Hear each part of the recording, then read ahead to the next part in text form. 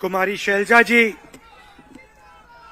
दीपक बैद जी, मोहन मरकाम जी, हितेंद्र सिंह ठाकुर जी, अरुण करमक्कर जी, हमारे कैंडिडेट्स शैलेश नितिन त्रिवेदी जी, इंदिरा शॉ जी, स्टेज पे कांग्रेस पार्टी के सारे वरिष्ठ नेता, हमारे प्यारे कार्यकर्ता, भाइयों और बहनों, प्रेस के हमारे मित्रों, आप सबका यहां बहुत बहुत स्वागत, नमस्कार।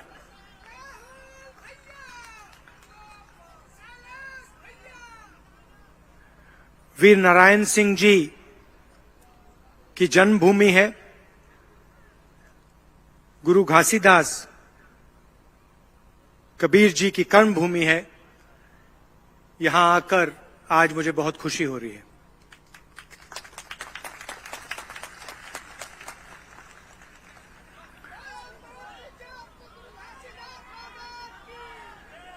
पिछले चुनाव खत्म होने के बाद छत्तीसगढ़ के चीफ मिनिस्टर से मेरी पहली मीटिंग हुई। 10-15 मिनट की मीटिंग थी और उसमें मैंने उनको एक दो चीजें साफ कही। पहली चीज मैंने कही कि देखिए,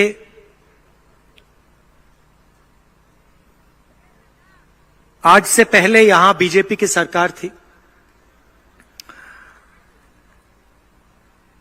और उन्होंने पूरा का पूरा जो काम किया वो अरबपतियों के लिए, अदानी के लिए, बड़े बड़े कॉन्ट्रैक्टर्स के लिए किया था और बहुत सारा पैसा उन्होंने छत्तीसगढ़ के किसानों से, मजदूरों से, युवाओं से, छोटे दुकानदारों से छीनकर अदानी जैसे बड़े बड़े उद्योगपतियों को दिया। आपकी जो खदान थी उसमें से पैसे लिया,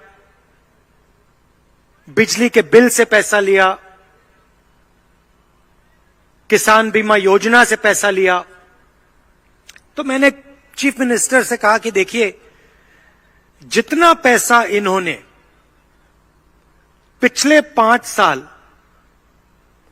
गरीब जनता से लिया है, उतना ही पैसा आपकी सरकार को गरीब जनता के जेब में वापस डालना होगा। ये पहली बात मैंने उनको कही और उसके एकदम बाद मैंने उनसे कहा कि देखिए, हमने छत्तीसगढ़ की जनता से चुनाव में वायदे किए थे। 2,500 रुपए प्रति क्विंटल धान के लिए देने का, कर्जा माफी करने का, तेंदुपत्ता का 4,000 रुपए रेट देने का, ये हमने वायदे किए थे और छत्तीसगढ़ की जनता ने हमारे ऊपर भरोसा किया और दिल से कांग्रेस पार्टी को वोट दिया। इसीलिए मैंने उनसे कहा कि इसीलिए हमने जो वायदे किए हैं उनको आप एकदम 1 साल बाद नहीं, 6 महीने बाद नहीं, उनको आप एकदम कानून में बना दीजिए और 2 घंटे के अंदर छत्तीसगढ़ की सरकार ने 10,000 करोड़ रुपए किसानों का कर्जा माफ 2 घंटे के अंदर हमने कर दिया। चीफ मिनिस्टर ने कागज पे साइन किया और एक बहुत भारी बोझ जो किसानों के कंधों पर था, किसी को दिखता नहीं था मगर था, एक सिग्नेचर ने उस बोझ को हमेशा के लिए उतार दिया। उसके बाद जब भी छत्तीसगढ़ में किसान धान खरीदता है, सीधा उसको 2,500 रुपए कम से कम मिलते हैं। भाइयों और बहनों, छत्तीसगढ़ में धान के लिए देश में सबसे ज्यादा पैसा मिलता है। नंबर 1 पे है छत्तीसगढ़। हम वहां नहीं रुके। कुछ देर बाद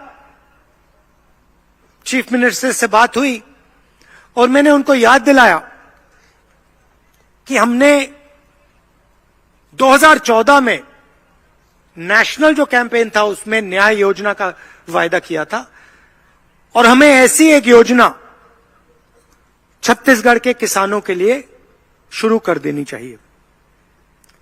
कुछ ही दिनों में छत्तीसगढ़ के चीफ मिनिस्टर ने मुझे फोन करके कहा, राहुल जी, हमने निर्णय ले लिया है, 23,000 करोड़ रुपए 26 लाख किसानों के बैंक अकाउंट में हम डाल रहे हैं। और फिर उन्होंने मुझसे एक और बात कही कि राहुल जी, हमने किसानों के लिए इतना काम किया, अब हम मजदूरों के बैंक अकाउंट में हर साल 7,000 रुपए डाल रहे हैं। यह सब हमने किया। आप जानते हो, मैं जानता हूं, बीजेपी के नेता जानते हैं। हमने छत्तीसगढ़ में इंग्लिश मीडियम स्कूल का जाल बिछा दिया। 380 स्वामी आत्मानंद स्कूल कोने कोने में हमने खोल दिए। अभी पिछली मीटिंग के बाद मुझे बहुत खुशी हुई। पिछली मीटिंग के बाद सड़क से निकल रहा था, घर के सामने 2-3 बच्चे खड़े थे। मैंने गाड़ी रोकी, बच्चों से बात की। छोटी सी लड़की थी, मैंने उससे पूछा, भाई क्या हो रहा है, क्या पढ़ रही हो? मुझे कहती है, राहुल जी, मैं स्वामी आत्मानंद स्कूल में अंग्रेजी पढ़ रही हूं।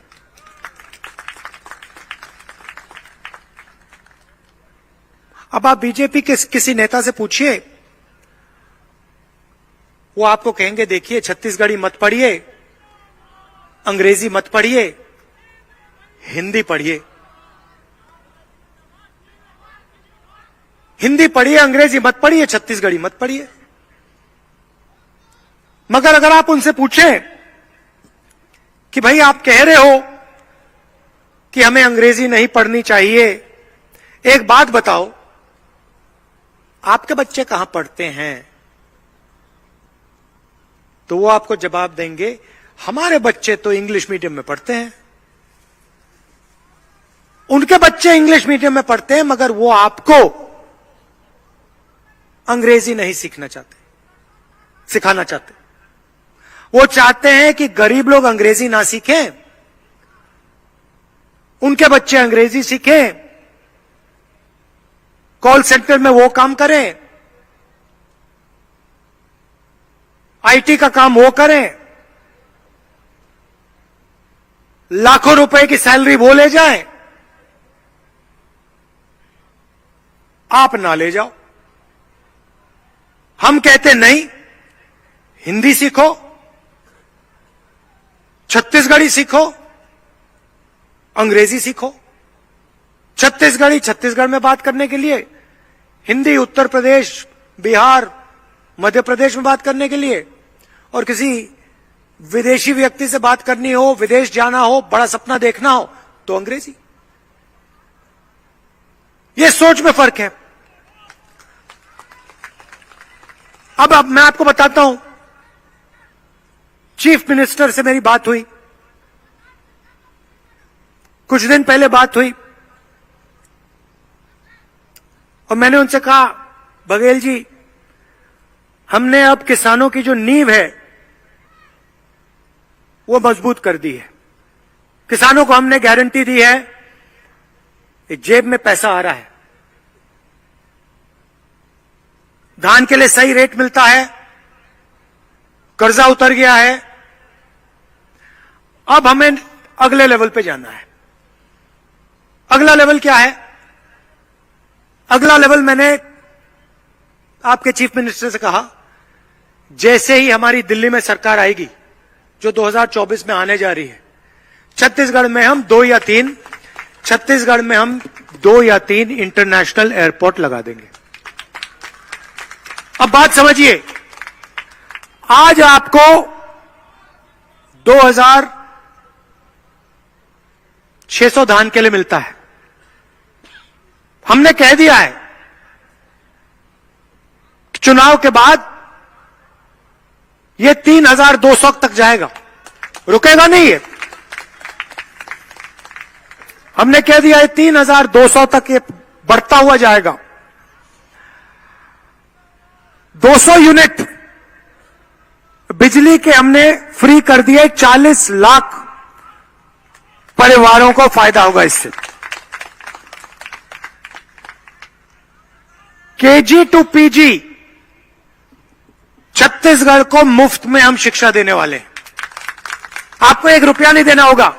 बीजेपी के लोग स्कूल कॉलेजेस को प्राइवेटाइज करते हैं, अस्पताल को प्राइवेटाइज करते हैं, अदानी को देते हैं।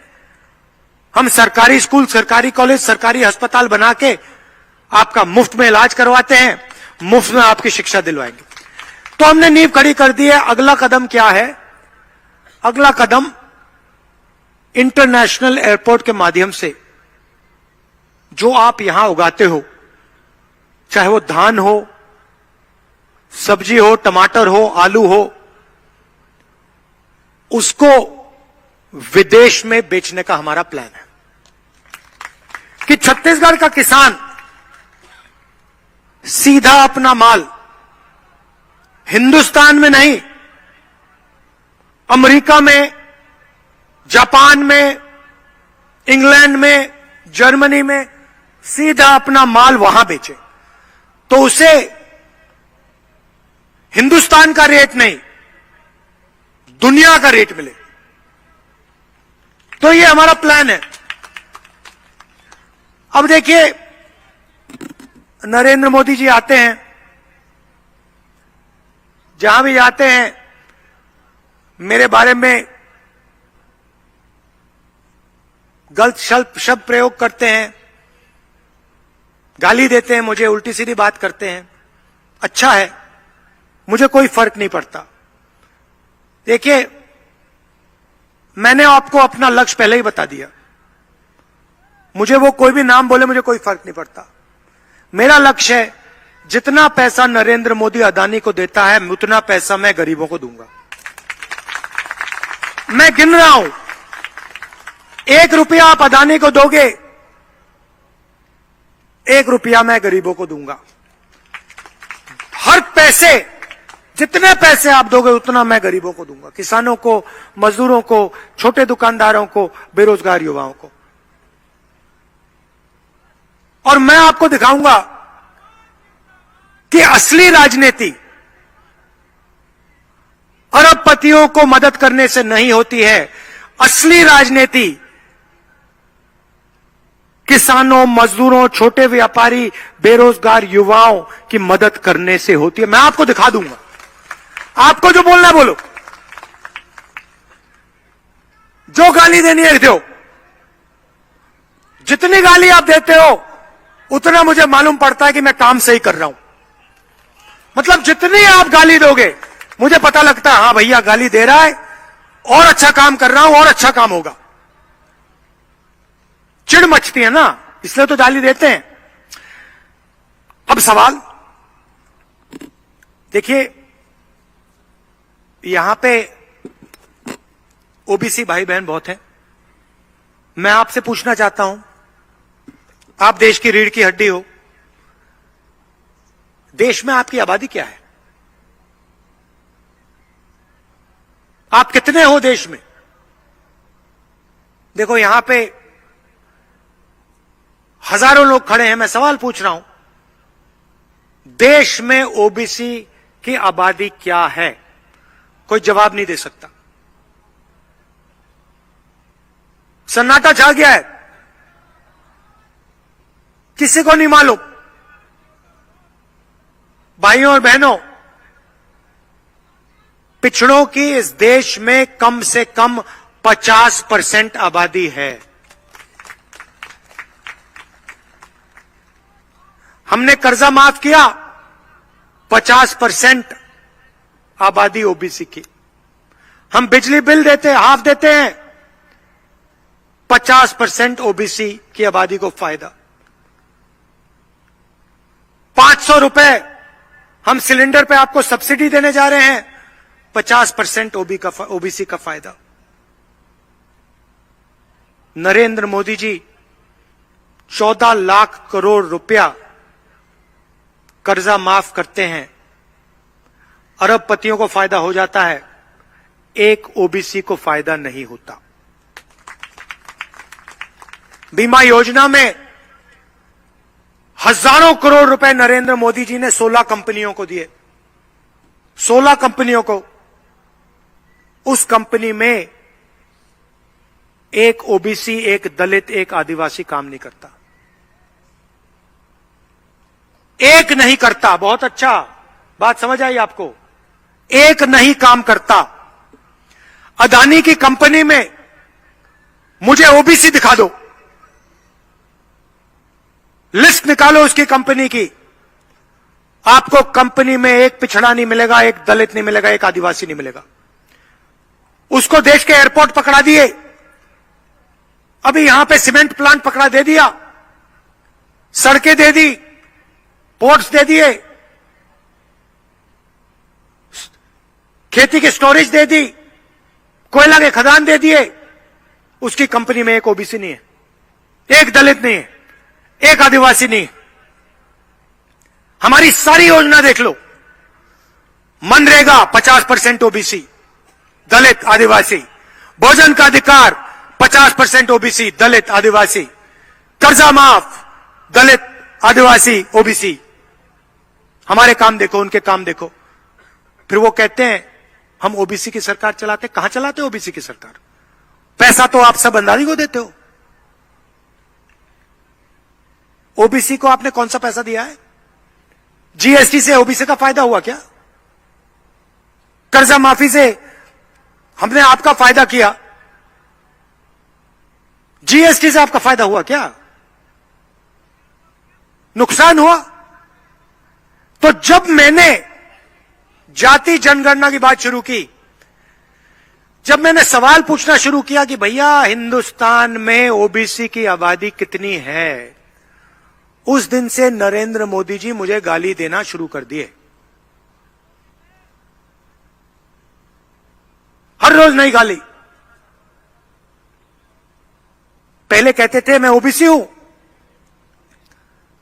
मैंने जाति जनगणना की बात की, अब कहते हैं भैया हिंदुस्तान में कोई जात नहीं है, सिर्फ गरीब है। अच्छा, कोई जात नहीं है, सिर्फ गरीब है। तो फिर आप ओबीसी कैसे बन गए? आप कौन हो फिर? आप हवाई जहाज में उड़ते हो, 12,000 करोड़ रुपए का हवाई जहाज है, 10-12 करोड़ रुपए की गाड़ी में घूमते हो, करोड़ों रुपए का सूट पहनते हो। आपने कभी मोदी जी को 2 दिन एक कपड़ा पहनते हुए देखा है? कभी देखा है एक ही सूट 2 दिन के लिए पहना? कभी देखा आपने? मेरी एक ही चलती है शर्ट।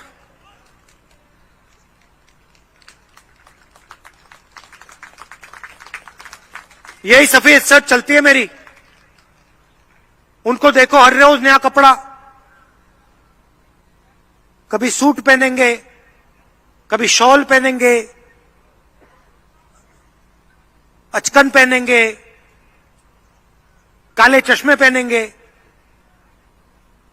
हवाई जहाज में उड़ेंगे। मगर जब ओबीसी को मदद करने की जरूरत आई, जब समय आया, तो देश में ओबीसी नहीं है, देश में कोई जाति नहीं है, सिर्फ गरीब है। भाइयों बहनों, मैं आपको बताता हूं प्रधानमंत्री ने यह क्यों बोला। 90 लोग इस देश को चलाते हैं। सरकारी अफसर हैं, दिल्ली सरकार को चलाते हैं, आईएएस अफसर हैं। हिंदुस्तान का बजट, पूरा का पूरा बजट, पैसा कहां जाएगा, कितना कहां जाएगा, शिक्षा में कितना जाएगा, स्वास्थ्य में कितना जाएगा, रक्षा में कितना जाएगा, सड़कों के लिए कितना जाएगा, ये 90 लोग निर्णय लेते हैं। मैंने पार्लियामेंट में सवाल पूछ लिया कि मोदी जी, आबादी 50%, 90 अफसरों में से ओबीसी कितने? नरेंद्र मोदी जी ने जवाब नहीं दिया। मैंने पूछा, अपने भाषण में देश को बता दो, 90 अफसरों में से ओबीसी कितने, दलित कितने, आदिवासी कितने? चुप हो गए। आज मैं आपको बताने आया हूं, 90 में से 3 अफसर ओबीसी हैं, कोने में बैठे रहते हैं,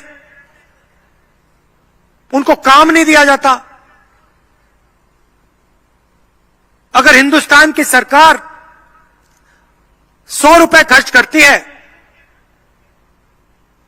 तो जिन लोगों की 50% आबादी है वो 5 रुपए का निर्णय लेते हैं।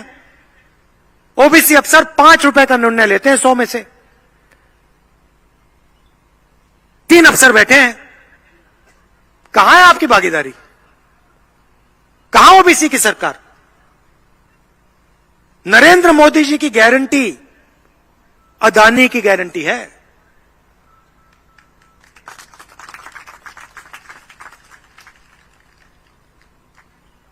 जो वो करते हैं अदानी जी और अदानी जी जैसे लोगों के लिए करते हैं।